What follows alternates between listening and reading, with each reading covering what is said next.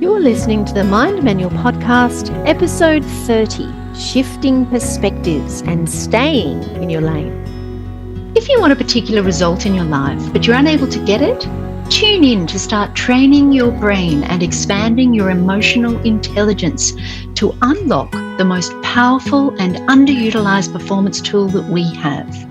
It's the most important work you could do because it affects every area of your life. Hello, everyone. Today we're going to unravel a profound paradigm shift that can reshape the very fabric of the way you navigate this world. Imagine a world where you wield the power to transform your life, not by manipulating others or needing them to behave in a certain way, but by mastering the art of taking full responsibility for the experience we create of our own worldview and handing back full responsibility to others for the experience they create. It's time to unveil the potent wisdom and captured in this concept that can take charge of your own destiny. Let's dissect the essence of this revelation. Within our universe, there exists two realms of models as it relates to our interaction with others, yours and theirs, your thoughts, your feelings, your actions, and your result are the elements of your model, which originate in thought. It's your canvas upon which you paint the masterpiece of your life. Likewise, others possess their models shaped by their unique thoughts, feelings, actions, and results. This delineation is where the true power of transformation resides. And as we journey through life, we often find ourselves entangled in a web of confusion, enticed by the allure of acquiring and controlling other people's models. We mistakenly assume responsibility for their actions, their feelings, and their results. This relentless pursuit of carrying the burden of other people's models ultimately weighs us down and blinds us to our own potential and progress. Someone else's actions are not your burden. They are their creation. Another person's feelings are entirely a product of their own thoughts, and they have no dominion over your emotional realm. The results of their choices are the product of their actions, which have been fueled by their feelings. Let all of them rest where they belong, in the sphere of their creation. They can only bear any influence if you choose to take on their model and accept a responsibility for it. So if someone who experienced childhood trauma based on somebody else's actions, such as physical, sexual, or emotional abuse, they might blame themselves for what happened, for being involved as the party who was on the receiving end. But the other person's actions and behavior was a product of their feelings, which were created by their thoughts, which doesn't have anything to do with you. You were merely the object of which they projected all of that onto, which really could have been anyone. It has nothing to do with the object and everything to do with the model that person projected out onto the world. You just happened to be the person they directed it at, in case of being in the wrong place at the wrong time. So the person who received the abuse gets to hand all of that back to the person for them to take full responsibility for their thoughts, their feelings, and their actions. You may have been caught up in their result as an outcome, but you don't have to take on any of their model that they created. Many of us get caught up with internalizing the pain and carrying the burden of guilt in believing their actions or thoughts caused the traumatic event. If only I didn't say this or make them feel that way, then they wouldn't have done that thing. But the truth is, none of us have the power to create the feelings for another person. They can only ever be created by the thoughts we think. And since you're not in control of anyone else's thoughts ever, you can never create a feeling for someone else. So you can leave all of that with them. Think about why anyone ever does anything. We only ever do something for the way it will make us feel. Can you think of any dream or goal or action you took Why did you take it? Was it to feel the excitement of achieving something? Or was it to feel the satisfaction of having applied yourself only to realize what you were capable of and then feeling proud of yourself about that? Do you attend work each day so you can pay your bills, to feel safe and secure about having a roof over your head and feeling content and satisfied after each meal? Take any adventure you embark on. Isn't it because of the thrill that you feel from doing something new and different? Why do we invest or save up for all of our possessions and accrue assets? So we can feel financially secure and certain about meeting our needs into the future, which provides us with a sense of relief in being taken care of.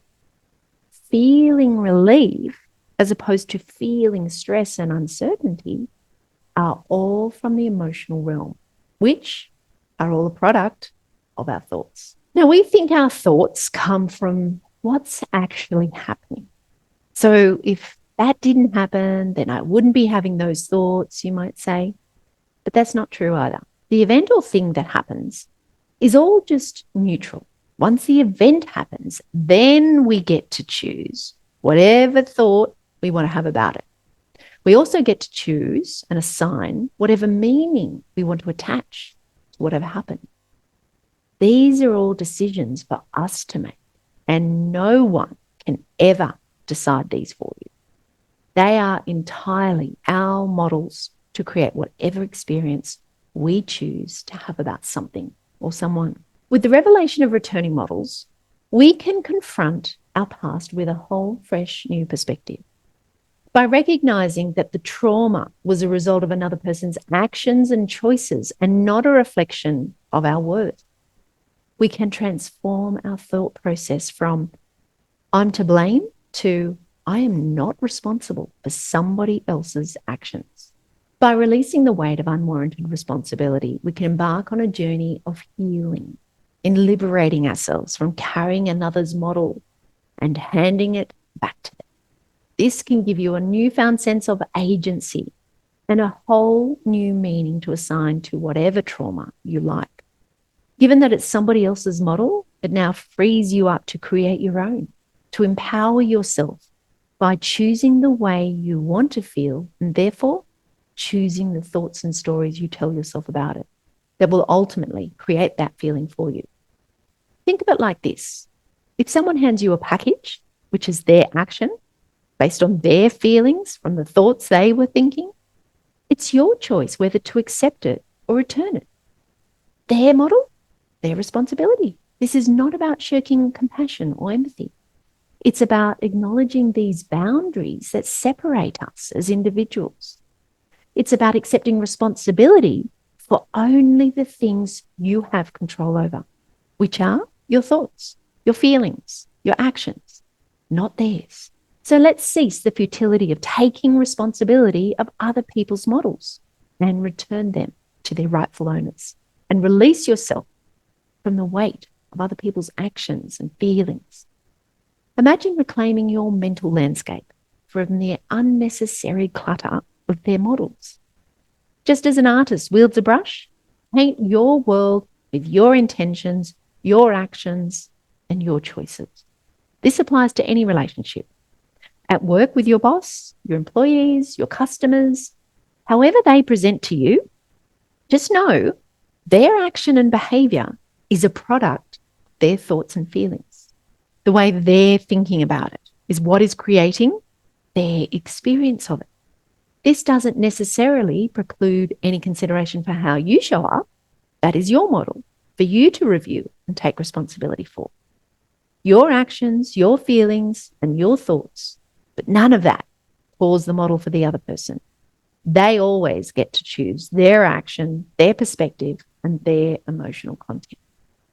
The same applies at home with your children, your siblings, your parents. You cannot cause another person to feel a certain way. So stop taking responsibility for that and own that for yourself. Own the feelings you create from your thoughts and know that all thoughts are optional. You could choose an entirely different perspective about something, an entirely different meaning to assign to it. For example, in a marriage situation where one person has been working long hours and the other feels neglected and is thinking they mustn't be important enough for the other person to spend time with, which makes them feel hurt and upset, which fuels them into argument or withdrawing from the other, they need to go and own all of this instead of blaming the other for it. But when you're armed with the wisdom of returning models, they could take on a very different approach. Instead of internalizing the other's actions to mean something about them, they could acknowledge the situation without burdening themselves with all of that.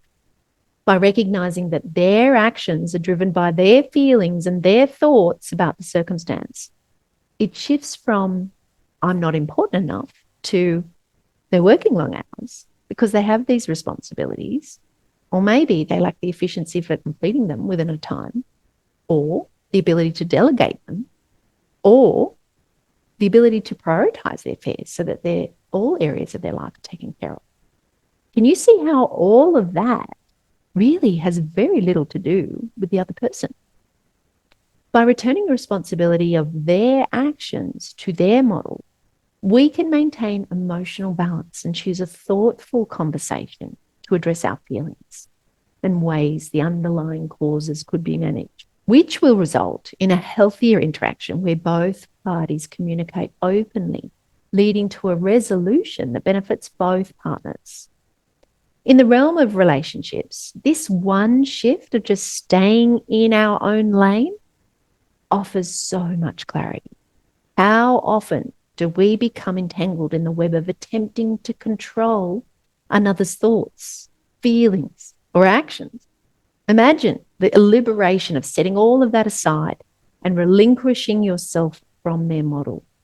Instead, we can foster an environment that is supportive of sharing our thoughts and feelings with an open heart without attempting to shape or manipulate the response of others, but in connecting with each other by expressing ourselves in an authentic way that doesn't impose responsibility on the other or any of it.